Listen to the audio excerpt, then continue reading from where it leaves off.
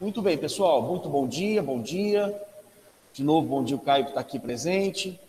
Perdoe aí um pouquinho os problemas da informática, né? Mas, enfim, vai acontecendo. Alguns professores têm reclamado que em outras turmas também acaba acontecendo isso, né?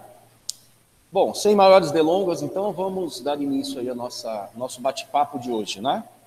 Na aula passada, Caio, eu acho que a gente estava falando sobre os elementos da obrigação civil, não foi isso? Então a gente viu que toda obrigação civil tem sujeitos, né? Um devedor e um credor. Toda obrigação civil tem uma prestação. E a obrigação civil se diferencia das obrigações morais, porque a obrigação civil é dotada de débito e responsabilidade, né? Aí a gente juntou tudo, fizemos um conceito de obrigação civil, e aí eu falei um pouquinho sobre as obrigações naturais, não foi isso? A gente viu que a obrigação natural é uma obrigação civil, mas ela só tem débito, não tem a responsabilidade. Isso significa dizer que é possível o cumprimento espontâneo, mas não é possível o cumprimento forçado. Dei como exemplos dívida prescrita, dei como exemplo o artigo 814, que fala da dívida de julgo, né? Pois bem, pessoal, vamos fazer o seguinte hoje. Eu vou cortar isso aqui, ó, porque eu acho que aqui em cima fica mais claro, né? Vou botar aqui embaixo assim, olha. Direitos patrimoniais.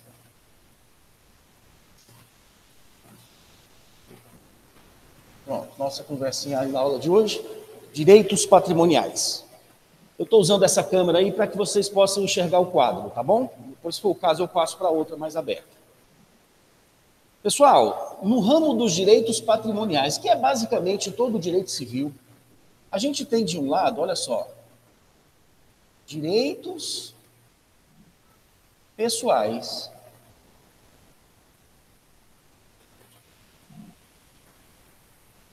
E do outro lado, a gente tem os chamados direitos reais.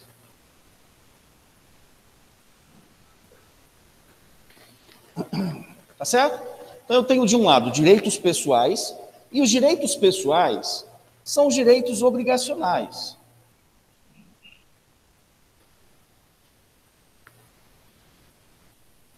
São os direitos obrigacionais. Ou seja, é aquela relação que a gente estudou entre pessoas. Pessoa versus pessoa. E quando eu penso os direitos pessoais de pessoa, eu penso logo num devedor e num credor, por isso são direitos obrigacionais. Lembrando que a fonte do direito das obrigações são os contratos. Então, quando eu trato de direitos pessoais, me vem à cabeça os contratos. Por exemplo, compra e venda, comprador e vendedor, doação, doador, donatário, locação, locador, locatário e por aí vai. Se eu entro no âmbito dos direitos reais, os direitos reais são os direitos das coisas. Ou seja, a relação aqui dentro é entre uma pessoa e um determinado objeto. Então, eu tenho os direitos pessoais, que é a relação entre pessoas, eu tenho os direitos reais, que a relação é pessoa e objeto. Se eu falo nos direitos pessoais, eu me refiro a contratos. Agora, se eu falo de direitos reais, me vem à cabeça a propriedade. Porque a propriedade é a forma, por excelência, que você... Oi, Bianca.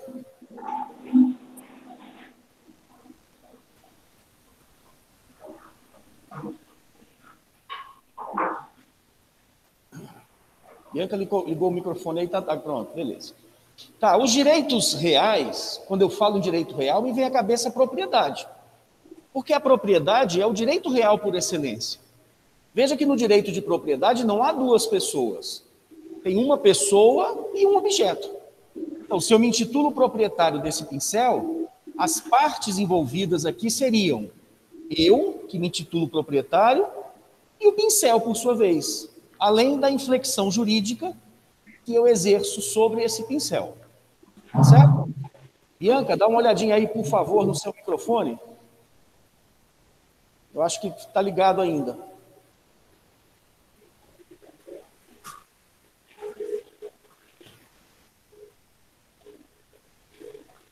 Dá para eu continuar, pessoal? Ou está dando interferência aí com o microfone da Bianca? Dá certo, professor, pode continuar. Tá, perfeito. Até aqui tudo bem, não é? Então, nos direitos patrimoniais eu tenho contratos, direitos pessoais. Quando eu falo em direito real, eu penso em propriedade. E, basicamente, esses são os dois grandes pilares do direito civil. Contrato, propriedade privada. Quando eu falo em propriedade, vou botar aqui do lado, ó. Quando eu falo em propriedade, é engraçado, porque o legislador ele não conceitua o que vem a ser propriedade. Nunca tivemos esse conceito. Mas desde os primórdios do direito romano, que eu tenho 4 poderes que são inerentes a quem é proprietário. Se eu exerço 4 poderes sobre um objeto, eu me intitulo proprietário desse objeto. Desde o direito romano, proprietário é quem pode usar, fruir, dispor e, acima de tudo, reivindicar.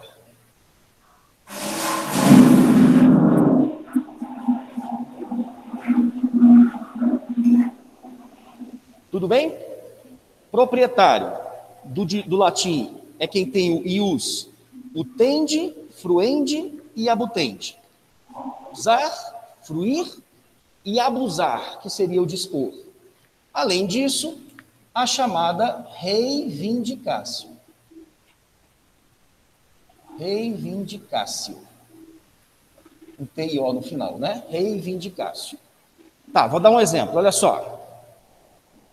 Imagina que eu sou proprietário do meu carro. Eu posso usar o carro do jeito que eu quiser, né? Posso deixar na garagem o tempo todo, posso sair o dia inteiro com ele, etc.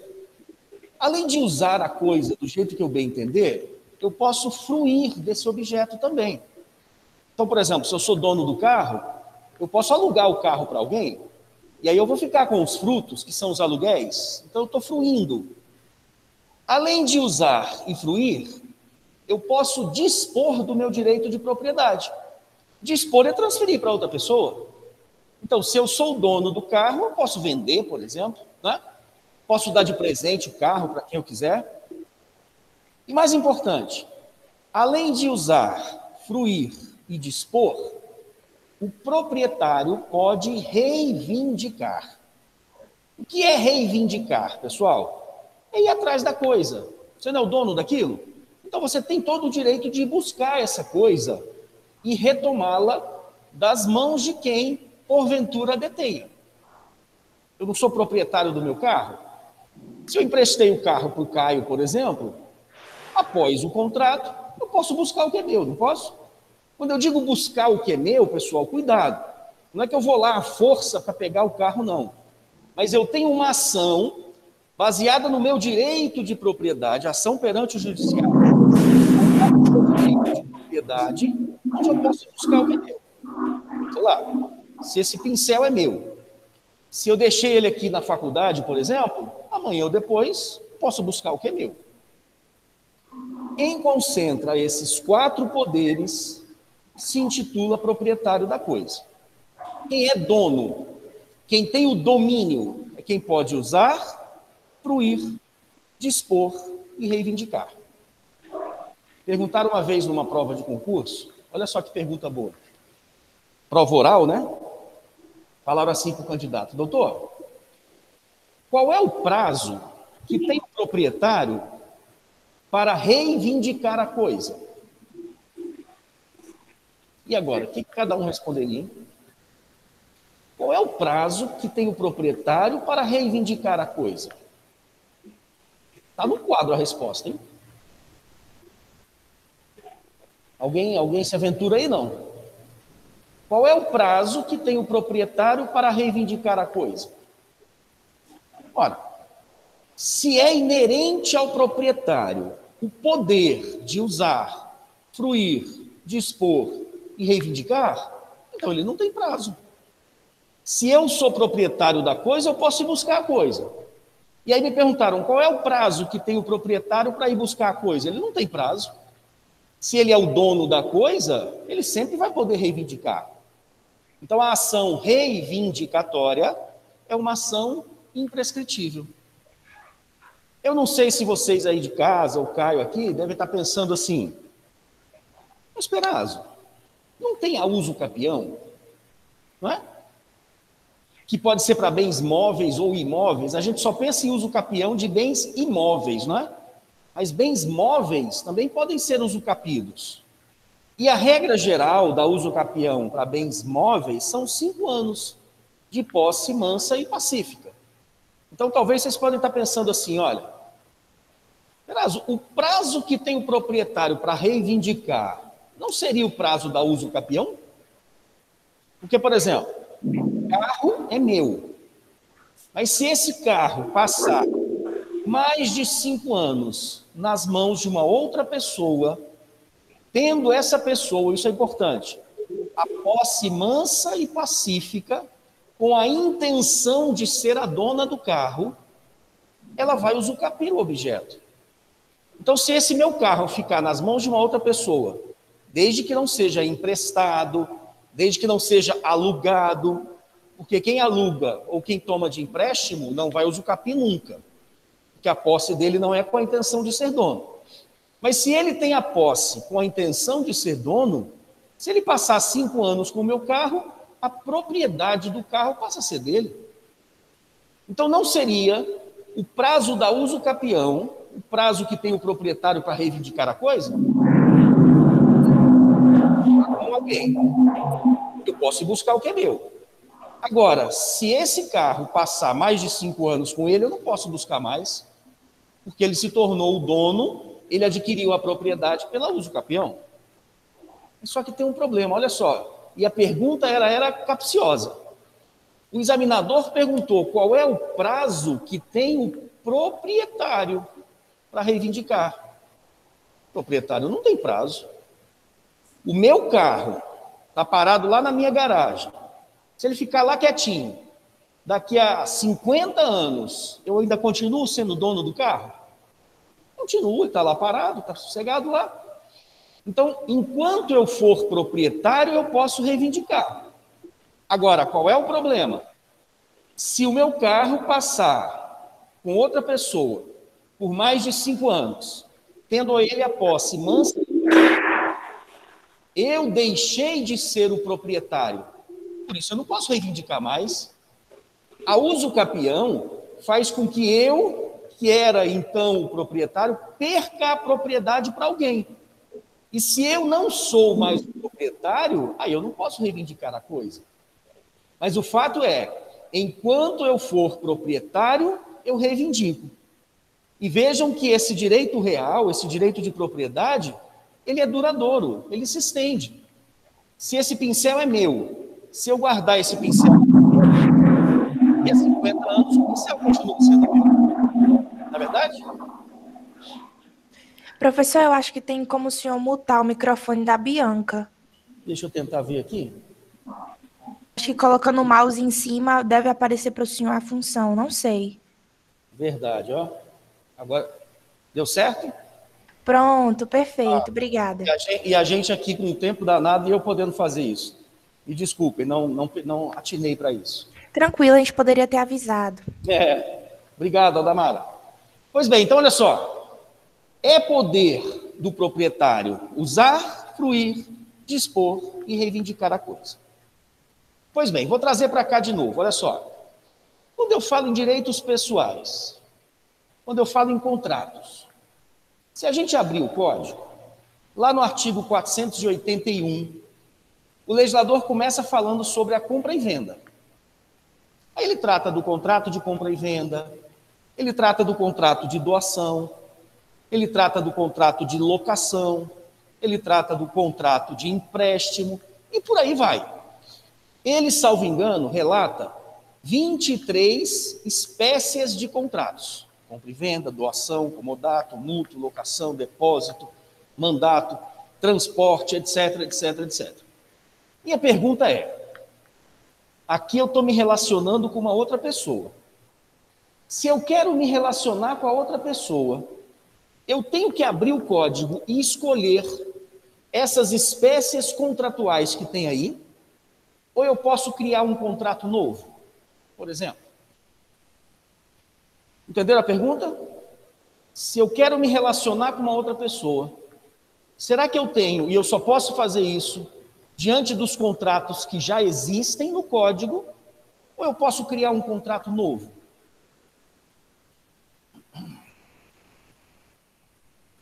E aí, pessoal? Sei lá, se eu quiser fazer, por exemplo, um contrato de buffet de festa infantil, aliado à contratação de um palhaço para alegrar a turma ali, por tantas horas, etc. Enfim, será que esse contrato tem no código? Do jeito que eu estou criando aqui, bolando agora? Se eu disser assim, sei lá, um contrato de um uso de um software por um período X, atrelado a um plano de fidelidade, por exemplo, será que esse contrato tem no código? Ele pré-existe? Ou eu estou criando agora, do nada? Keila, seria, verdade, seria, esse primeiro exemplo, né? Seria uma prestação de serviço, um gênero. Mas dentro da prestação de serviço, eu não posso criar o contrato que eu quiser? Não é? Sei lá, eu quero contratar com a faculdade, que eu estarei aqui todos os dias, pelas manhãs e pelas tardes também, por um período X, etc. Enfim. Pessoal, a contratação, ela é livre, desde que você respeite, claro, né? O objeto lícito, ou seja, a moral, os bons costumes, etc. Eu posso me relacionar com a outra pessoa, ou pegando um contrato que já tem no código, que pré-existe, são chamados contratos típicos, né, porque estão tipificados, ou eu posso criar um contrato novo, do nada. E isso por quê que eu posso livremente? Porque eu estou naquele amplo terreno da licitude. Porque a relação de direito pessoal só interessa a essas duas pessoas aqui. Ó. Compra e venda. Se você entrega o objeto ou não, se você pagou o preço ou não, só interessa a eles dois. Um terceiro, em princípio, tá certo? Estou dando aqui a distinção clássica. Um terceiro, ele não está preocupado com a sua contratação. Então eu vou dizer assim, ó, os direitos pessoais, eles são ilimitados. Espera aí. Não é que não tenha limite, claro que tem um limite. Mas eu estou dizendo que eles são ilimitados porque eu posso livremente criar um contrato atípico. Um contrato que vai além daqueles que estão previstos no código. Então, esse rol dos contratos que existe a partir do 481, ele é um rol exemplificativo. Ou seja, números apertos. Números apertos. O rol dos contratos típicos é exemplificativo. Eu tenho 23, eu posso criar mais, não tem problema algum. E eu posso livremente criar contrato, por quê? Porque os efeitos da contratação, vou botar aqui embaixo, ó. Os efeitos da contratação são interpartes. Interpartes. Ou seja, os efeitos da contratação só valem para essas duas pessoas aqui, ó. Comprador e vendedor, doador e donatário, etc. Agora eu vou trazer para cá, para esse lado aqui, ó. A relação aqui é pessoa e um determinado objeto. Se eu pego no código o artigo 1225, ou seja, 1225 do código, vocês vão ver aí, pessoal de casa, artigo 1225, o legislador diz assim, ó, são direitos reais. Aí tem 13 incisos. tinha um inciso, que era a propriedade. Depois o legislador tem mais 12 incisos. Hipoteca, penhor, anticrese, servidão, uso, usufruto. Mais recente agora, o direito real de laje, né? Que é o 13º inciso.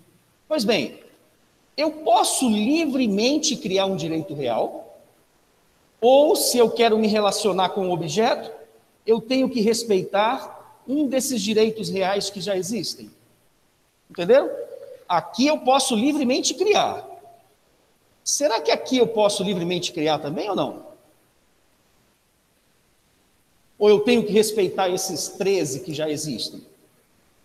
Pessoal, a resposta para isso vai estar aqui, ó.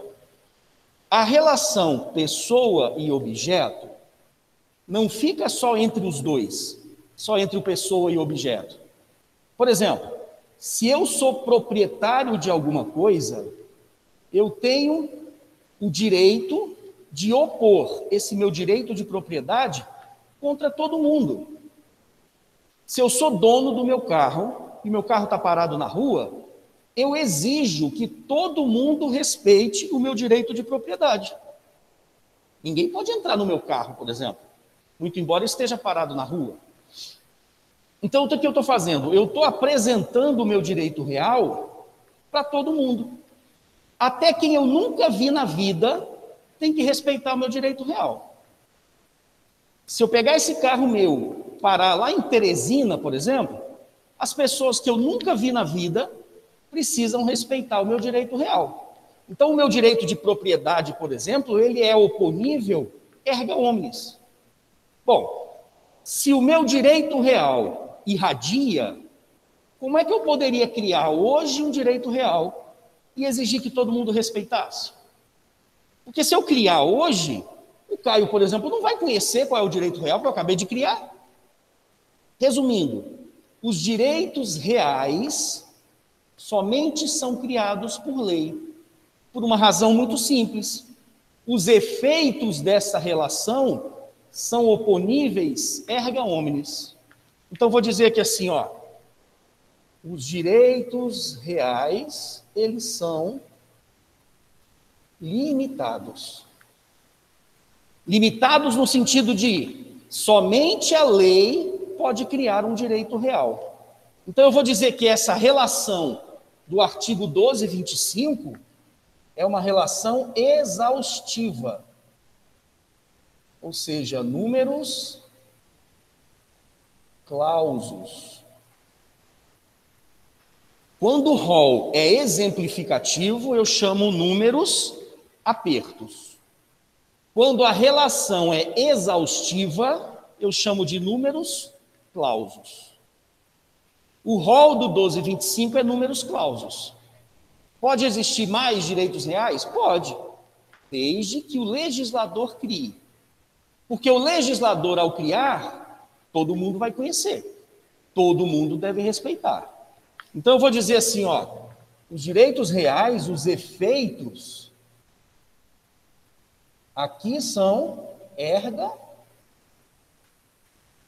omnes.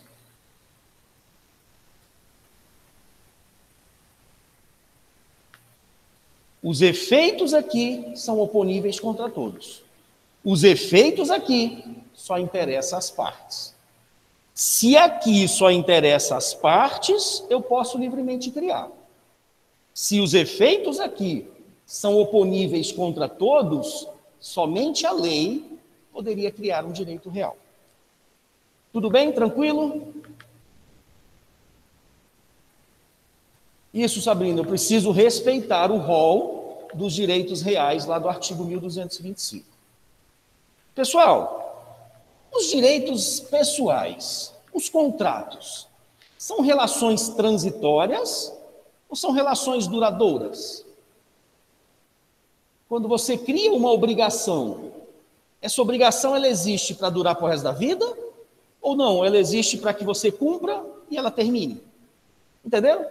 Eu tenho a obrigação de entregar para você um livro. Eu vou entregar o livro e a obrigação está extinta. Então, a relação aqui, ó, os direitos pessoais, eles são transitórios. Transitórios. Já que os direitos reais, pensa em propriedade. Eu sou proprietário desse pincel. Eu vou ser proprietário desse pincel até quando? O resto da vida. Peguei o pincel, guardei na gaveta. Daqui a 50 anos, eu continuo proprietário do pincel. Então, as relações aqui, ó, elas são relações duradouras. Os direitos reais são duradouros. Os direitos pessoais são relações transitórias. Perazzo, mas pode existir uma obrigação que perdure por 30 anos? Pode. O financiamento da casa que eu fiz, sei lá, né, junto à Caixa, todo ano eu não pago? Então eu tenho uma obrigação aí que pode durar. Mas, em regra, os direitos pessoais são transitórios. Da mesma forma que eu posso comprar um objeto hoje e vender amanhã. Mas, em regra, as relações de direitos reais são relações duradouras. Tranquilo? Pessoal, o mais importante que a gente precisa discutir aqui na aula de hoje, é isso que eu pediria que ficasse gravado.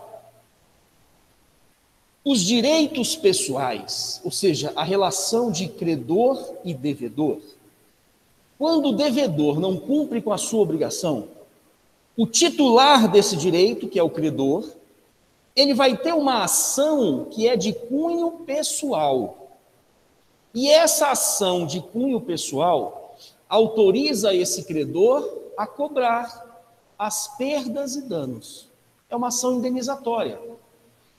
Se o Caio tem uma obrigação comigo, se ele não cumprir com a obrigação dele, eu, credor, vou cobrar indenização. Eu vou calcular qual foi o prejuízo que ele me causou por conta disso, e o patrimônio dele vai suportar o pagamento dessa indenização. Então, isso é muito importante. Olha só, o titular do direito pessoal tem ao seu dispor uma ação pessoal que o autoriza a cobrar as perdas e danos. Aqui, ó. Indenização. Tá certo? Isso aqui é o mais importante da nossa conversa hoje. Se eu sou credor, eu vou cobrar indenização. Agora, se eu tenho uma relação com o objeto, direito real, o objeto existe, o titular do direito real vai atrás da coisa. O titular do direito real vai buscar a coisa. Perazzo, é a ideia da reivindicatória? É. Se você for proprietário, você vai reivindicar. Mas a reivindicatória é só para quem é proprietário. O que eu estou dizendo agora é que o titular dos direitos reais, que estão elencados lá no 1225, todos eles têm uma relação com o objeto. E essa relação com o objeto permite a ele ir buscar a coisa. Esse ir buscar a coisa, vou botar aqui embaixo, ó, é o chamado direito de sequela.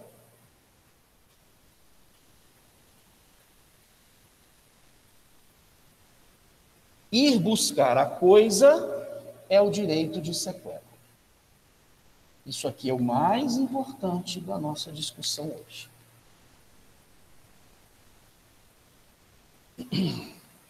Tranquilo? Por isso eu preciso sempre me perguntar se eu tenho uma relação que é de direito pessoal ou se é de direito real. O titular do direito pessoal resolve tudo em perdas e danos. O titular do direito pessoal pede indenização. Já o titular do direito real vai buscar a coisa por meio do direito de sequela. Quem quiser anotar aí, se o Caio quiser também, vou dar um conceito de direito de sequela, para ficar bem delineado aí no caderno, tá certo? Direito de sequela é a prerrogativa, direito de sequela, é a prerrogativa que tem o titular de um direito real, é a prerrogativa que tem o titular de um direito real de ir buscar a coisa. É a prerrogativa que tem o titular de um direito real de ir buscar a coisa, retomando-a das mãos de quem injustamente a detém. Direito real.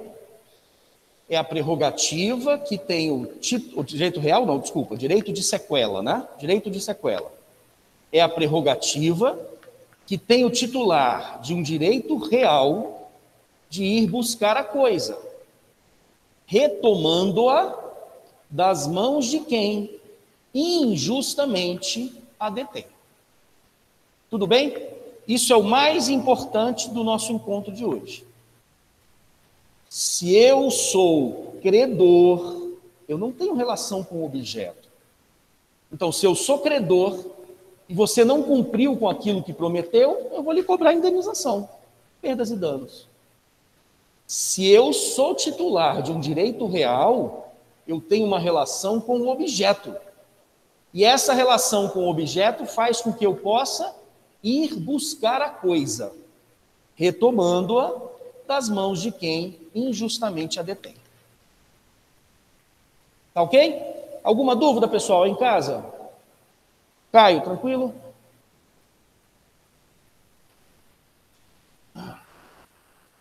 Keila, pronto, a Keila colocou aí no chat aí o nosso conceito de direitos de sequela, né? Pessoal, vou fazer o seguinte, olha só. Vou pagar essa propriedade aqui. Como é que funciona isso na prática? Como é que funciona isso no nosso dia a dia? Eu vou desenhar aqui, vamos supor, vou botar aqui assim, ó. Vamos supor que o Banco A, credor,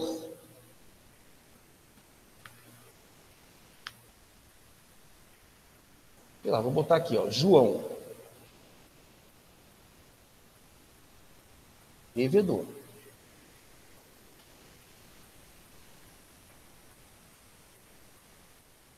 João deve, agora eu vou botar o objeto, sei lá, 10 mil reais. Olha só o que eu desenhei aí no quadro. Sempre que eu tento desenhar uma obrigação, eu coloco o devedor embaixo e o credor em cima. Cada um coloca do jeito que quiser. Tem gente que bota um do lado do outro, tem gente que inverte, etc. Eu sempre raciocinei dessa maneira. Então, o que eu desenhei aqui no quadro? Olha só. Eu desenhei que João deve 10 mil reais ao Banco A, que é o seu credor. Vou botar aqui uma data de pagamento, sei lá. Essa dívida aqui vence no dia 1º de outubro. Pronto. Aí a data do vencimento da obrigação. Repito, o que eu botei no quadro? João deve, ou seja, deve entregar, deve pagar 10 mil reais, uma obrigação de dar, ao Banco A. E ele vai ter que cumprir com essa obrigação aqui no dia 1º de outubro. O que eu desenhei aqui no quadro é uma relação de direito pessoal ou real? Primeira pergunta. O que eu desenhei aí no quadro é uma relação de direito pessoal. Por quê? Porque aqui eu tenho uma pessoa, João, aqui eu tenho outra pessoa, banco. Devedor, credor. Relação obrigacional. Relação creditícia. Relação de crédito e débito. Muito bem. Nessa situação, se o João não pagar a sua dívida no dia combinado, nasce a responsabilidade. Aula passada, né? Surgindo responsabilidade, vai possibilitar que o banco exija o cumprimento forçado dessa obrigação. Vai cobrar do João, portanto, os 10 mil. 10 mil mais os encargos, né, do atraso, sei lá, multa, juros, honorários advocatícios, o que for. Quem é que garante o cumprimento dessa obrigação aqui?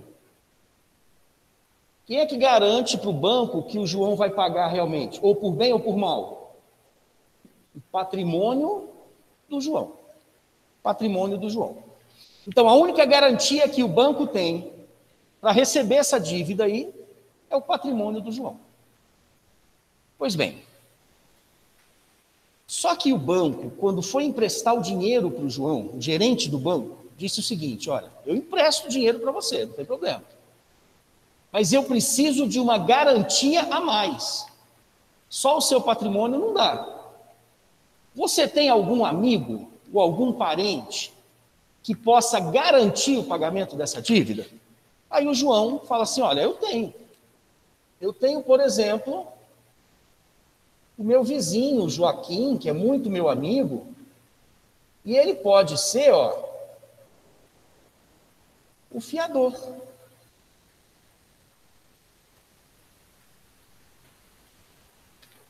Ele pode ser o fiador da dívida. E aí a gente chama o Joaquim, e o Joaquim faz um contrato acessório com o banco A, que é um contrato de fiança. Muita atenção, pessoal, isso foi pergunta da OAB. O contrato de fiança é feito entre o fiador e o credor da obrigação principal. A gente imagina que a fiança é feita entre o fiador e o devedor, né? O devedor é quem conhece o Joaquim, é quem pediu auxílio ao Joaquim para ser fiador, etc. Mas cuidado, a fiança é feita entre o fiador e o credor da obrigação principal. E a pergunta da OAB foi nesse sentido. Eles perguntaram assim: olha, é possível a existência de um contrato de fiança ainda que o devedor não queira? E aí, vocês marcariam o quê? Esquisita a pergunta, né? É possível a existência de um contrato de fiança, mesmo que o devedor não queira? A questão é verdadeira. E a questão é verdadeira por quê? Porque eu não preciso da concordância do João. A fiança é um contrato feito entre o fiador e o credor. Então eu preciso da concordância do credor e do fiador. Eu não preciso da concordância do João. Então a questão era verdadeira. É possível que exista fiança, mesmo sem o consentimento do devedor. Mesmo que o devedor não queira o fiador, ele não participa do contrato. Tudo bem? Mas olha só, o que eu tenho aqui agora? Eu tenho uma obrigação onde o João deve 10 mil reais para o banco A. Deve pagar no dia 1º de outubro. E agora eu tenho uma outra obrigação que surgiu de um outro contrato, onde o Joaquim se comprometeu a pagar essa dívida caso o João não faça. Não é isso? Essa segunda relação aqui, Caio, olha só, é de direito pessoal ou é de direito real? E agora? A primeira a gente já viu, isso aqui é direito pessoal, banco, João. Agora eu tenho uma segunda relação, banco, Joaquim. É direito pessoal ou é direito real? Olha a pergunta, banco, Joaquim. Pessoa jurídica, pessoa física. Deu para entender? Essa segunda relação aqui, continua sendo uma relação de direito pessoal. Tudo bem? Só que agora no meu contrato eu já tenho duas relações. E se o João não pagar essa dívida, então está aqui, se o João não pagar essa dívida, quais são agora as opções do banco? Pode cobrar diretamente do João, e o patrimônio dele vai responder por isso. Só que agora o banco tem uma garantia a mais. pode cobrar também do Joaquim, e o patrimônio do Joaquim também responderá. Oi, Caio.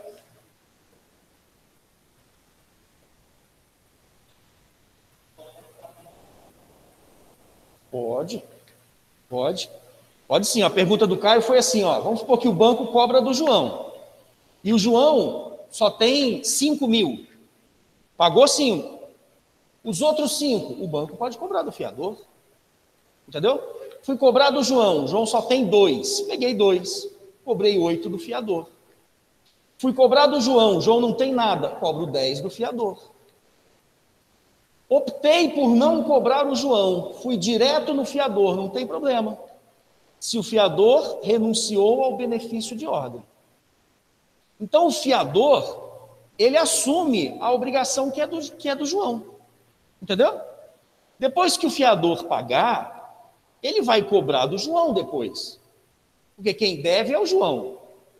Mas perante o banco, eu posso cobrar ou do João, que é o devedor, ou do Joaquim, que é o fiador.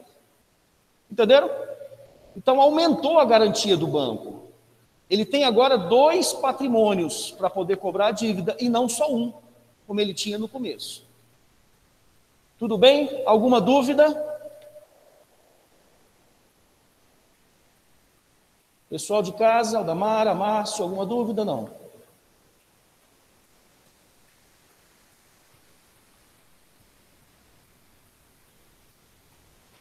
Tranquilo, né? Pois bem. Tudo jóia, né? Tá ok. Olha só, vou continuar. Agora imaginem vocês que o João, quando foi pedir dinheiro emprestado no banco, o gerente do banco disse o seguinte, olha, eu empresto, mas eu preciso que você indique alguém para garantir o pagamento. Aí ele indicou o Joaquim, ok. Aí o banco fala assim, olha, mas eu preciso de mais alguma garantia. Só um fiador ainda é pouco, porque qual é a garantia do banco aqui? Patrimônio de João, patrimônio de Joaquim. Se João não tiver nada, se Joaquim não tiver nada, o banco vai ficar sem receber. Aí ele perguntou para o João assim, olha, você tem algum bem que você pode dar em garantia? Aí o João fala assim, eu tenho uma casa está quitada, está no meu nome, tudo certinho. Aí o banco fala assim, ó, quanto é que vale essa casa? Essa casa vale 50 mil. Pois então a gente vai fazer o seguinte, você vai destacar essa casa do seu patrimônio e vai deixar essa casa em garantia do pagamento da dívida. E aí ele faz agora, olha só, uma hipoteca. Hipoteca. Hipoteca é para bens imóveis, salvo navios e aeronaves. Tudo bem? Tranquilo? O que o João fez agora? Ele disse o seguinte, olha, eu tenho uma casa que vale 50 mil. Pois eu vou destacar essa casa do meu patrimônio, eu vou tirar essa casa do meu patrimônio, e eu vou dar em garantia essa casa para o banco A. E aí o banco fez um contrato de hipoteca. Aí eu pergunto para vocês agora, olha só, essa terceira relação aqui, ó, banco, casa, é de direito pessoal ou é de direito real? Agora é direito real. Entenderam? Perfeito, Sabrina, agora é direito real. Perazzo, se é direito real, tá aqui, ó, se é direito real, tem que ter previsão legal, porque eles são limitados? Tem. Se você for lá no artigo 1225, se eu não me engano, inciso 7º ou 8º, vai ver que um dos direitos reais de garantia é exatamente a hipoteca. Então a relação agora é banco, casa. Eu tenho 3 relações agora. Banco João, direito pessoal. Banco Joaquim, fiador, direito pessoal. E agora banco, casa, por meio de uma hipoteca, direito real. Entenderam? Nessa situação, se o João não pagar a dívida, quais são as opções que o banco tem? Primeira delas, vou atrás do patrimônio do João. Ele é meu devedor, continuo indo. Segunda, vou atrás do patrimônio do fiador. Também posso. Terceira opção, e a melhor de todas, vou atrás da casa. Perceberam? Eu vou atrás da casa, eu vou pegar essa casa, eu vou pedir a penhora dessa casa, e esta casa, depois de adjudicada, vai ser vendida em asta pública. E na hora que eu vendo, o judiciário, né? Vende a casa em asta pública, se ela vale 50 mil, eu tiro os 10 mil que é para me pagar, e o resto devolve para o dono da casa. Tá certo? Essa casa não é minha, não é propriedade. Essa casa foi dada em garantia do pagamento da dívida. Então, vende a casa, paga a dívida, e o restante, se tiver, devolve para o dono da casa, devolve para o João. Mas vocês concordam comigo agora que a garantia do banco aumentou significativamente? Eu posso até dizer assim, Caio, olha só, nessa situação aqui, certamente o banco vai receber o dinheiro dele de volta. Concorda? Por quê? Porque além do mero patrimônio do João, porque pode ser que o João não tenha nada no dia de cobrar a dívida, além do simples patrimônio do fiador, agora eu tenho um imóvel. Eu tenho uma casa que garante o pagamento. E essa casa vale mais do que a dívida. Então eu só não vou receber essa dívida, sei lá, se a casa pegar fogo, né? Se a casa for demolida, alguma coisa nesse sentido. Mas se a garantia existir, eu tenho certeza, posso demorar um pouco, mas eu tenho certeza que eu vou receber a dívida. Oi, Caio.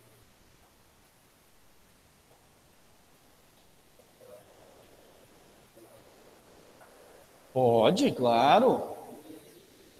Não, benefício de ordem é específico do fiador, certo? O benefício de ordem é o direito que tem o fiador de exigir que primeiro sejam penhorados os bens do devedor.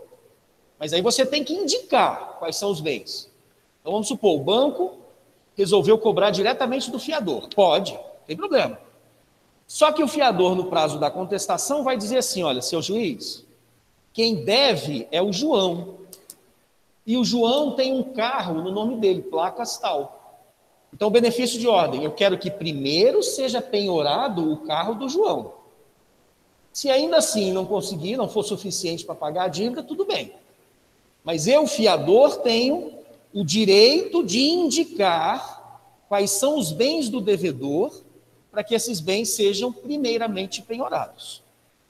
O problema, cara, é que esse benefício de ordem aqui do fiador admite renúncia. Está na lei. O fiador pode renunciar ao benefício de ordem. Ora, se é possível você abrir mão, em qualquer contrato de fiança, até aqueles que você compra aí na papelaria, vai ter lá assim, nesse ato, o fiador é o senhor Joaquim. Cláusula 2. Senhor Joaquim renuncia expressamente ao benefício de ordem. Se ele renunciou ao benefício de ordem, o banco vai cobrar ou do devedor ou do fiador. Tanto faz, ele escolhe. E agora, como tem 3 opções, o banco pode ou cobrar do João, ou cobrar do Joaquim, do fiador, ou ir direto na casa. Ele vai penhorar o imóvel, entendeu? Pode. Essa pergunta é boa. Caio está perguntando assim, ó. Essa casa aqui é a casa que o João mora. É um bem de família do João. O bem de família, em princípio, não pode ser penhorado. A gente sabe disso, né? Mas se ele estiver aqui dentro, ó, esquece a hipoteca. Qual é a garantia que tem o banco? O patrimônio do João. Nesse patrimônio do João aqui, se existir um bem de família, esse bem de família não pode ser penhorado. Se essa casa estiver aqui dentro, não pode ser penhorada. Só o que o João fez? O João pegou essa casa dele e ele, por conta própria, declarou a vontade. Ele destacou do seu patrimônio e deu a casa em garantia. Aí, paciência. Aí você não pode alegar bem de família depois. Exato, ele está dizendo, olha, é minha casa, é onde eu moro, mas eu aceito entregar a casa em garantia da dívida. Se não, vamos lá. Como é que você compra imóvel financiado pela Caixa? Antigamente você fazia hipoteca. Hoje você faz um contrato de alienação fiduciária em garantia. É a mesma coisa. Só que a retomada do bem é mais rápida, é mais célere. Então hoje a Caixa, ao invés de hipoteca, faz a alienação fiduciária. O cidadão vai lá na Caixa, ele está comprando a primeira casa dele. Ele está financiando uma casa própria para ele poder morar. Só que a Caixa faz o quê? Destaca essa casa daqui, coloca aqui em alienação fiduciária, ou seja, você entrega a casa em fidúcia, fidúcia é garantia. Você entrega a casa em fidúcia para o banco. Se você atrasar a prestação junto à Caixa, a Caixa não vai tomar o imóvel? Não é verdade? Se você atrasar 3 meses só, hein? A Caixa vai lá atrás do imóvel e toma de volta. Entenderam? E aí dá para você dizer que é bem de família? Olha, eu financiei esse único imóvel, não tenho outro, eu moro aqui com a minha família. Mas você deu a casa em garantia. Entendeu? É diferente. Se o imóvel está aqui dentro, bem de família. Se você destacou o imóvel para dar em garantia, você não pode alegar bem de família. Tá certo? Tranquilo? Vou dar uma informação importante. Nesse contrato, não, porque isso eu estou falando de empréstimo. Mas vocês sabem que a fiança existe muito na locação, né? Quando você vai alugar um imóvel, a imobiliária não exige um fiador, né? Assim, geralmente, sei lá, quase 99%, né? Essa fiança que tem em contrato de locação de imóvel urbano, então fui alugar um apartamento para eu poder morar, e eu apresentei o Joaquim para ser o meu fiador. O fiador em contrato de locação de imóvel urbano pode ter o seu bem de família penhorado. Estranho, né? Esquece aquela hipoteca para lá. Imagina que isso daqui é um contrato de aluguel. João fez um contrato de aluguel com a imobiliária A, por exemplo. Se o João não pagar essa dívida junto à imobiliária, por exemplo, a imobiliária pode ir atrás do patrimônio do João. Se a imobiliária encontrar um bem de família no patrimônio do João, esse bem não pode ser penhorado. Aqui dentro, ó. Só que a imobiliária foi atrás do bem de família do fiador. O bem de família do fiador pode ser penhorado em contrato de locação de imóvel urbano. Esquisito, né? Esquisito porque a gente pensa assim, ó. Poxa, quem deve é o João. O bem de família do João não pode ser penhorado. O fiador só garante a dívida. E o bem de família do fiador admite a penhora. Que absurdo, não é? Pessoal, essa exceção da penhora do bem de família do fiador em contrato de locação está lá no artigo 3º da Lei 8.009. Lei 8.009/90, que é a lei que trata do bem de família. Essa exceção já foi questionada junto ao STF. Por quê? Acreditava ser inconstitucional, porque afrontava o direito à moradia, né? Bem de família do devedor não pode ser penhorado. Bem de família do fiador pode. E o STF já entendeu, no pleno, que essa exceção era constitucional.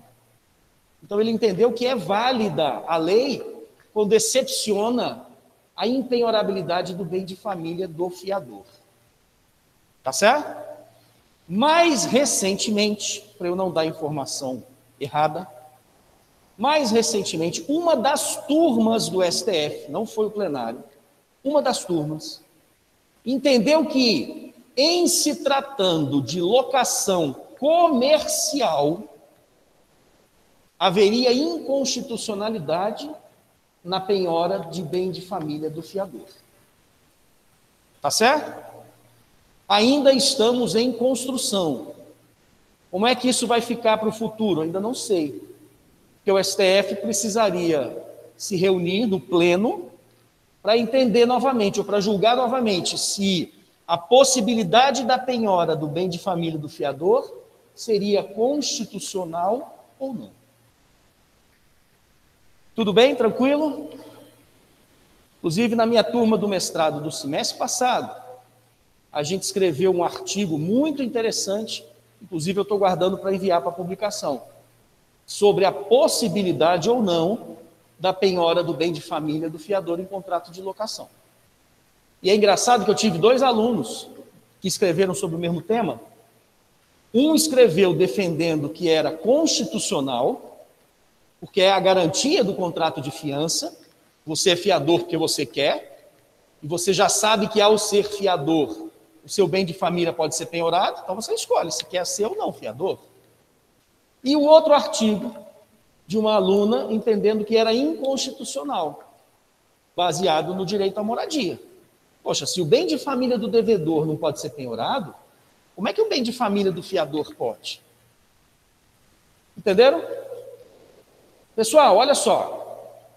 Resumindo, eu agora, quando o banco emprestou dinheiro para o João, eu tenho um grande contrato aqui, olha, e esse contrato envolve direitos pessoais e direitos reais. Na verdade, os direitos pessoais e os direitos reais, eles estão interligados. Tem momentos que eu não sei se eu sou titular de um simples direito pessoal, e se eu sou titular do direito pessoal, eu vou cobrar indenização, ou se eu sou titular de um direito real e vou buscar a coisa por meio do direito de sequela. Nesse exemplo aqui que eu dei, eu criei 3 relações. Primeira, direito pessoal. Segunda, direito pessoal. Terceira, direito real. E percebam vocês que o direito real dá muito mais garantia, nesse exemplo que eu estou dando, né? Dá muito mais garantia ao titular. Uma coisa é eu ser titular do direito pessoal, vou te cobrar indenização, seu patrimônio é que vai arcar com isso. Outra coisa é o banco ser titular do direito real. Aqui ele foi buscar a coisa, aqui ele vai atrás da casa. E como eu disse no começo, agora, muito provavelmente, quase 100% de certeza, que o banco vai receber o dinheiro. Por quê? Porque ele tem uma casa para garantir o pagamento da dívida. Por isso o direito real, né, sobre um objeto físico existe. E essa casa vale mais do que a dívida, então muito provavelmente ele recebe. Tá certo? Vou continuar contando a minha historinha aqui. Vamos supor que depois que o João apresentou o fiador, entregou essa casa em garantia, assumiu a dívida de 10 mil, que deve ser pago só no dia 1º de outubro, antes do cumprimento dessa obrigação, antes do vencimento da dívida, chega uma pessoa, vou botar bem aqui, ó, chega uma pessoa, Maria, e Maria resolve comprar essa casa. Adquirente. Maria está passando na rua, olhou para a casa, falou assim, poxa, a casa que eu estava procurando, eu preciso comprar essa casa. Aí foi atrás do João. Você é o dono da casa? Ele fala, sou. Eu queria comprar essa casa. Aí a primeira pergunta que eu faço é assim, a casa está hipotecada. Ela pode ser vendida? Essa casa foi dada em garantia para o banco, não foi? Está hipotecada. Está lá no registro, no cartório de registro de imóveis, está lá constando. Casa foi hipotecada ao banco A no dia X para o pagamento de uma dívida de 10 mil reais. Essa casa, pessoal, pode ser vendida? Sim ou não? E aí, Caio?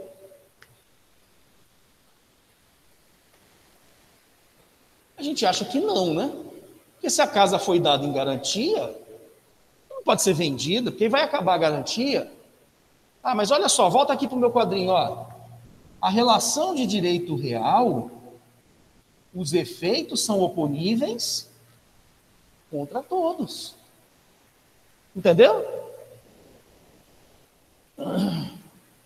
Pronto, Keila, é mais ou menos por aí. A Keila botou assim, a hipoteca continua.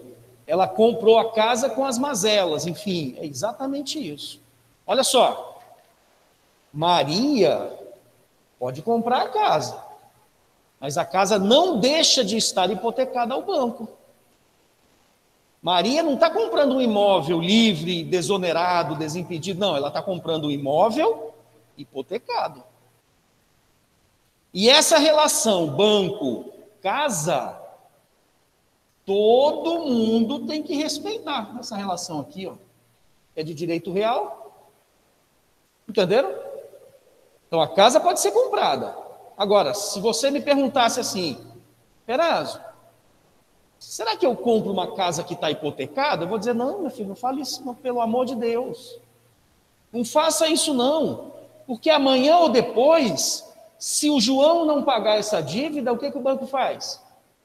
Continua indo atrás da casa. E você vai perder a sua casa. Então, você compraria uma casa hipotecada? Claro que não, né? Ou então compraria na seguinte situação. Quanto é que vale a casa? 50, né? Quanto é a dívida? 10. Pois eu lhe dou 40 e quito a dívida. Eu lhe dou 10 mil de entrada, você quita a dívida, depois eu lhe dou mais 40.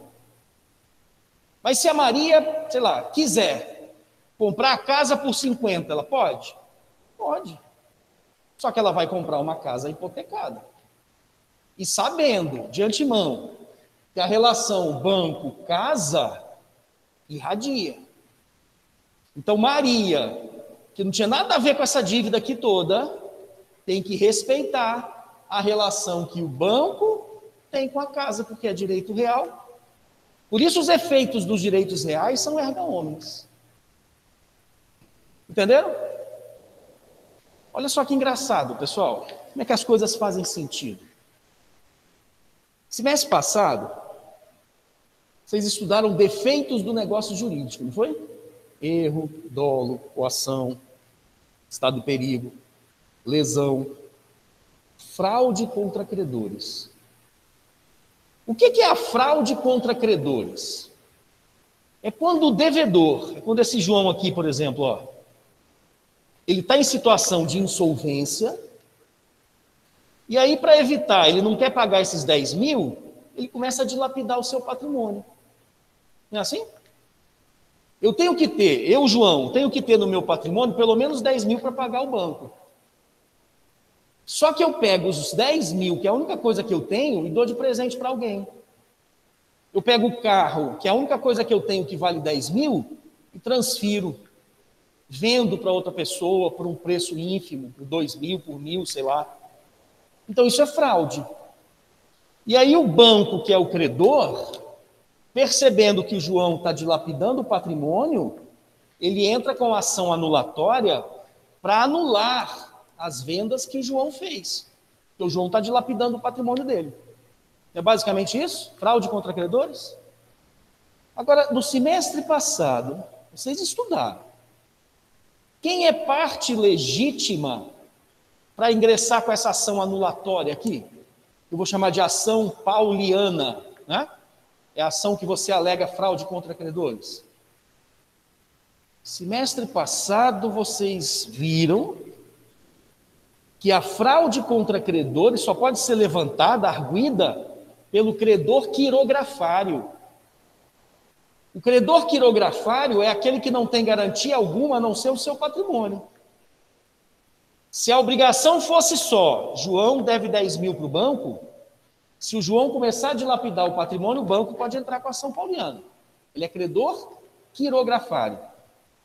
Só que nesse exemplo aqui que eu estou dando, o banco não é credor quirografário, ele é um credor hipotecário. Entenderam? E agora, sendo o banco credor hipotecário, ele pode ingressar com a ação anulatória? Porque o João está dilapidando o patrimônio dele? Não pode. Não pode por quê? Porque ele não precisa.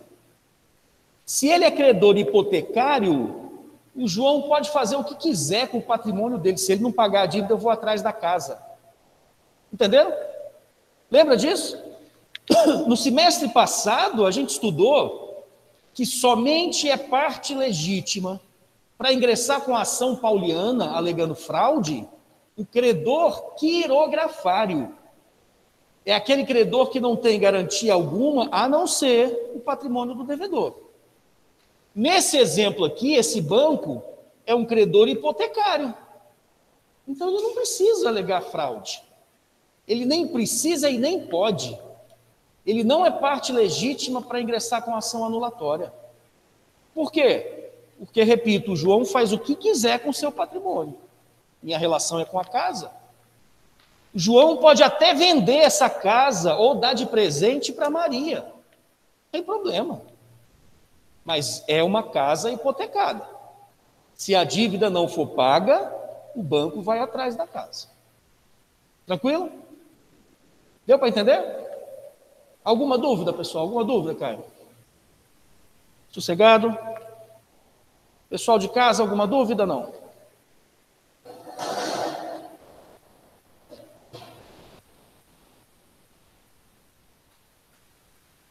Tranquilo? Raquel?